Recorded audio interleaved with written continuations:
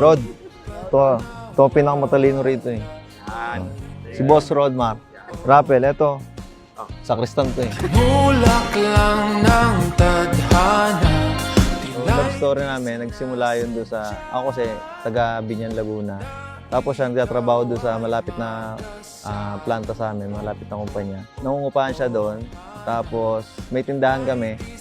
Then nagpa-load, yun, kinuha ko yung number. Pero that time, nagre-review pa ako sa for board exam. Nag-hi siya, tapos sabi ko, tinarayan ko siya kung sino siya kasi kung hindi siya magpapakilala, wag na siyang mag-text ulit. Ayun. Huwag mo nang pigilan pa. Mga matay din nakatingin sa iba. Kaya mananatili sa iyong tabi magdamag. Ating paligid hindi na natin napapansin.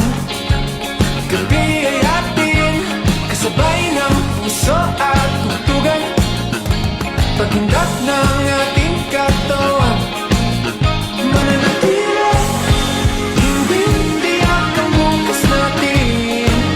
Ngunit itong gabi ay atin. Sa unang tingin, agad na nakumaling. This is the reason kung bakit ito ang pinili kong kanta sa bridal march mo.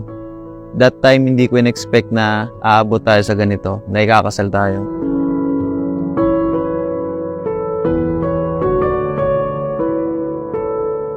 It is said that among the many, many kinds of relationships related in sacred scriptures, one which stands out is the relationship between husband and wife. Ikaw isang bituin na nagmula sa langit. Mula ngayon, mangangako ako na palagi akong nasa tabi mo.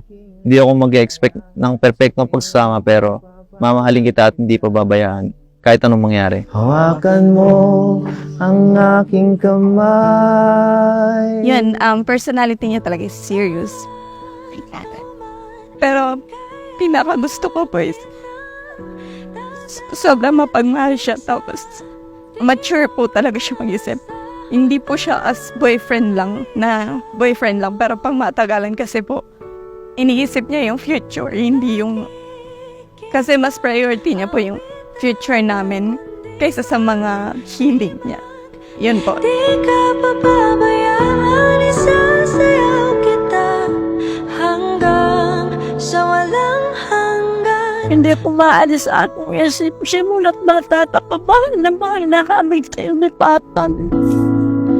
Mga gunita na laging naiisip. Congrats. Yun na lang, naiiyak na ako. Tinagdanang Ayun, Papa. Kasi, di ba sabi mo noon, wag na wag kitang papa-message sa kasal ko. Hindi naman. Hindi ko in-expect na literal siyang hindi kapagsalita sa kasal ko. And alam ko, approve ka sa kanya. Kasi alam ko ramdam mo na same kayo ng ugali. namumukat ka ng aking ligaya sa tuwing ika'y papalapit na. Hawakan mo ang aking kamay. O para luman, ika'y akin ang dadalhin sa di mo inasang paraiso. Palagi kitang awitan ng kundi man di magsasawa. Di ka papabayaan, isasayaw kita. Dexter, do you take joy to be your wife? Do you promise to be faithful to her in good times and in bad, in sickness and in health, to love her and to honor her all the days of your life? I do.